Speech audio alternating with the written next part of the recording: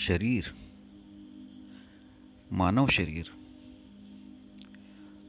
क्या अंतर है मानव और अन्य जीवों के शरीर में? कुछ विशेष जानकारियाँ मानव शरीर के बारे में, जिनके विषय में आज का आधुनिक विज्ञान भी अभी तक नहीं जानता।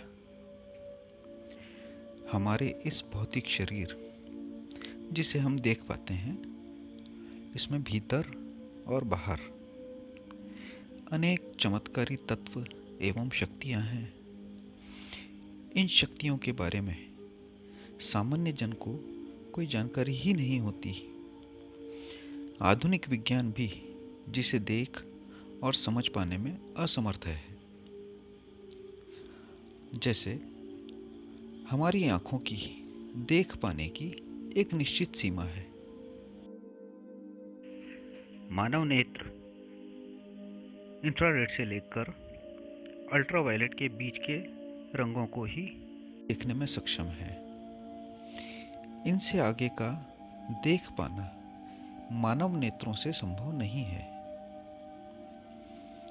इसी प्रकार हमारे कानों का भी सुन सकने का एक निश्चित सीमा है।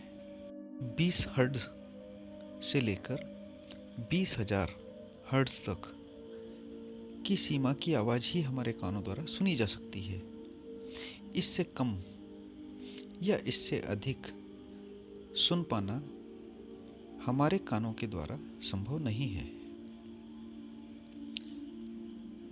मानव शरीर 5 तत्वों से निर्मित होता है: पृथ्वी, जल, अग्नि, वायु और आकाश। इन सभी तत्वों के सामंजस्य से बनता है मानव शरीर। इन 5 तत्वों को जानने और इन्हें शुद्ध सिद्ध कर लेने वाले कुछ ही लोग होते हैं। मानव शरीर में 72,000 नाड़ियाँ होती हैं, जिनमें 3 नाड़ियाँ मुख्य होती हैं: इड़ा, पिंगला और सुषुम्ना। इड़ा और पिंगला नाड़ी का उपयोग सामान्य अवस्था में प्रत्येक मनुष्य करता है, किंतु अनजान रहकर। इड़ा और पिंगला ये नाड़ियाँ यानी सामान्य भाषा में हमारे नासिका छिद्र, बायां इड़ा नाड़ी का और दायां पिंगला नाड़ी का, मूलाधार से लेकर हमारे नासिका छिद्र तक इड़ा और पिंगला ये दोनों नाड़ियाँ होती हैं। इन्हें सूर्य नाड़ी और चंद्र नाड़ी भी कहा जाता है। इन 2 नाड़ियों के अलावा तीसरी नाड़ी है सुषुम्ना। सुषुम्ना नाड़ी के बारे में सामान्य व्यक्ति को किसी भी प्रकार की कोई जानकारी होती ही नहीं है। सुषुम्ना नाड़ी को जागृत कर लेने और पूर्णता प्राप्त कर लेने वाले को हम लोग सिद्ध कहते हैं। इनके लिए संसार में कोई भी कार्य संभव हो जाता है। ऐसे सिद्ध व्यक्ति प्रकृति से एक रूप सभी सिद्धियों और विद्याओं के ज्ञाता होते हैं। इन्हें संसार ही नहीं बल्कि संपूर्ण ब्रह्मांड का ज्ञान प्राप्त होता है।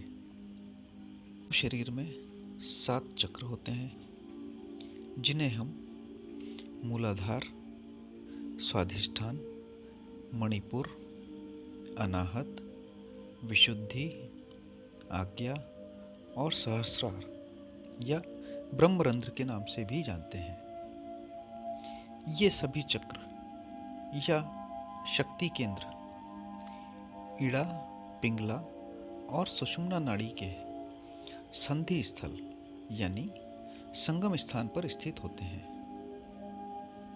इनमें मूलाधार चक्र संबंधित है पृथ्वी तत्व से, स्वाधिष्ठान चक्र जल तत्व से संबंधित है, मणिपुर चक्र अग्नि तत्व से संबंधित है, अनाहत चक्र वायु तत्व से और विशुद्धि चक्र आकाश तत्व से संबंधित है। हमें दिखाई देने वाले जड़ शरीर के अलावा भी हमारे 4 शरीर और होते हैं, यानी कुल मिलाकर 5 शरीर, जिन्हें आध्यात्म की भाषा में कोश कहकर संबोधित किया जाता है। जैसे अन्यमय कोश, यानी वो शरीर जो हमें हमारी आंखों से दिखाई देता है। इसके पश्चात प्राणमय कोश, फिर मनोमय कोश, फिर ज्ञानमय कोश और अंत में आनंदमय कोश। इन सभी प्रकार की शक्तियों, क्षमताओं और विशेषताओं के होते हुए भी बिना चेतन शक्ति सब कुछ व्यर्थ ही है। यदि शरीर में चेतन शक्ति अर्थात आत्मा उपस्थित नहीं है, तो यह शरीर किसी भी प्रकार की अन्य भौतिक वस्तु के समान केवल एक जड़ वस्तु मात्र ही है, क्योंकि चेतना शक्ति यानी हमारी आत्मा यही तो है जो शरीर को क्रियाशील रखती है। इसके बिना शरीर किसी मोबाइल, रेडियो अथवा टॉर्च की भांति निष्क्रिय है, जड़ है, जिसकी बैटरी निकाल दी जाए। हमारे इसी शरीर में संपूर्ण ब्रह्मांड समाया हुआ है। इसका उदाहरण श्री कृष्ण द्वारा माँ यशोदा को अपने ही मुख में ब्रह्मांड दर्शन कराने से संबंधित भी है। ये एक उदाहरण है इस बात को समझने के लिए।